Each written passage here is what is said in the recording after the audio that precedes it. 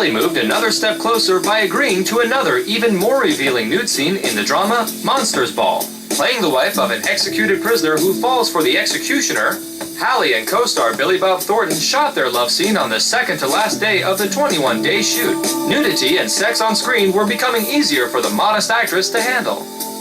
They were, but no more difficult than the scene where I had to, beat my kid, or, some of the other heavy, hard-hitting scenes that dealt with really strong, uncomfortable things, Okay, we can't show, a beautiful love scene in American cinema, but yet you can show people getting shot with Uzis and their heads cut off and things blown up, okay. It's a big contradiction. Halle won the Oscar for Best Actress for her visceral depiction of Letitia in Monsters Ball.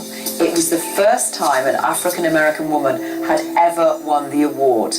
It was a moving and highly emotional time for Halle, and she gave a very tearful, emotional speech dedicated to her predecessors, her contemporaries, and future generations of black women actresses. I'm still realizing the impact of winning an Oscar. I think it'll be years and years to come that I'll be realizing what it's meant, not just for me, but so many other people and women of color. I think it'll be an ongoing process. Halle was not only the first African-American actress to win an Academy Award, but she was also the first Academy Award-winning actress to play a Bond girl. Playing opposite Pierce Brosnan in 2002's Die Another Day, the versatile actress enjoyed the idea of playing a female villain on equal footing with Bond himself.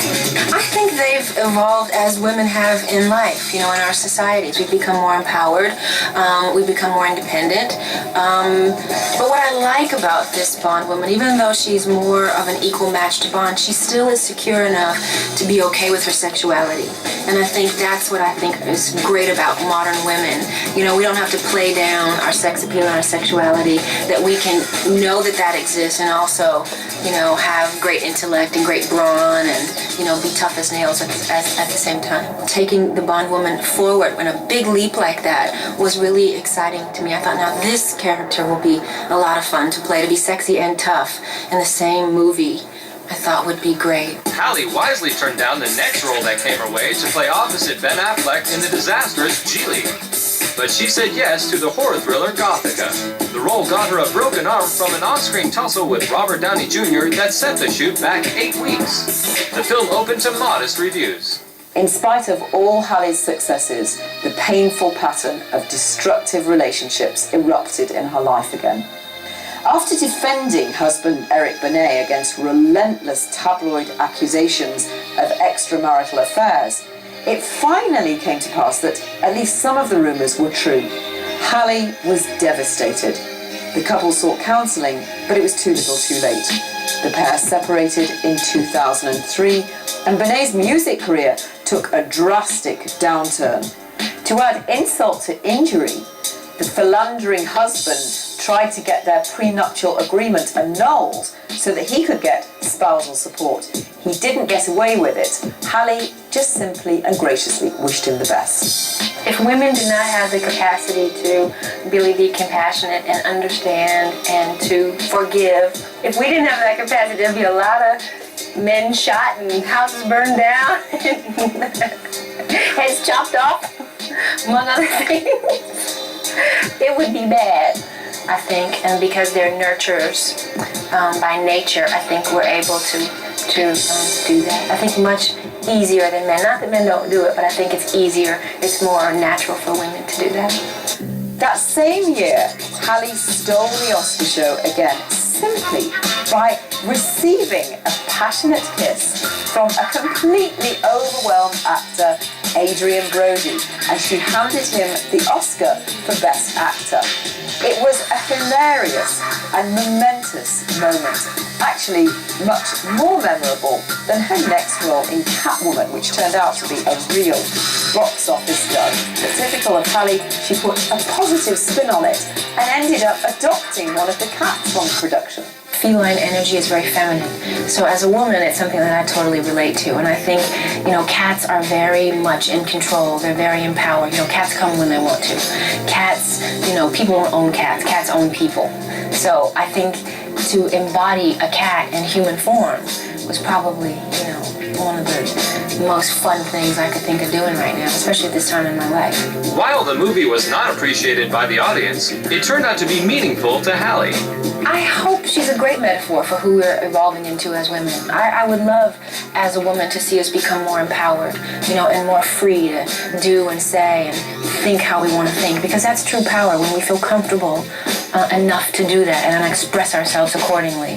And I think we're evolving into those kinds of people. We used to be creatures that were taught to, be certain ways and be sort of submissive and subservient. And I think we're learning now, as there are more women in the workplace and more women raising families on their own, I think we're learning how to be more independent. So I hope she's a metaphor for sort of the modern day woman. Metaphor or not, it still required lots of training. Lots of training. Imagine just wake up like that. Trust me. A lot of training, a lot of time. I worked with a physical trainer. I worked with a martial arts specialist and a capoeira specialist who learned capoeira, a Brazilian form of martial arts. A lot of hours studying cat tapes and trying to incorporate cat movements into like a human body. So lots of time. All that work paid off with another first. She became the first actress ever to actually turn up to the Raspberry Awards for Worst Actress. Looking glamorous as ever, with a clear sense of humour, she accepted the award graciously, saying that her mother had always given her some great advice. If you can't be a good loser, you can't be a good winner. She also said she hoped she'd never be back there again, and she probably won't. I'm getting older as the days go by, and I'm really ready and prepared for whatever that will be. And hopefully that, I think one's true beauty comes from somewhere else anyway. It's not really as much about this as this town can make us think it is. It's really about something else. Well, she's clearly stated that she never intends to marry again, but who knows with Hallie? She's already been seen out and about on the town with different gorgeous up-and-coming artists. However, she is spending more time alone quietly, and she has said that one of her interests, amazingly, is logging on to different internet chat groups incognito.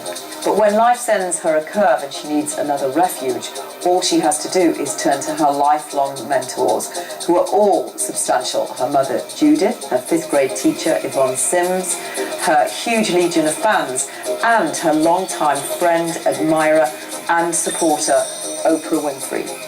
There's no doubt with their support and her talent, she'll continue to surprise us in years to come in a wide spectrum of roles. And as an African-American woman, I have no choice, really. There's not an abundance of any one role for me to play normally. So it's come out of my desire to always try different things, but also it's the industry.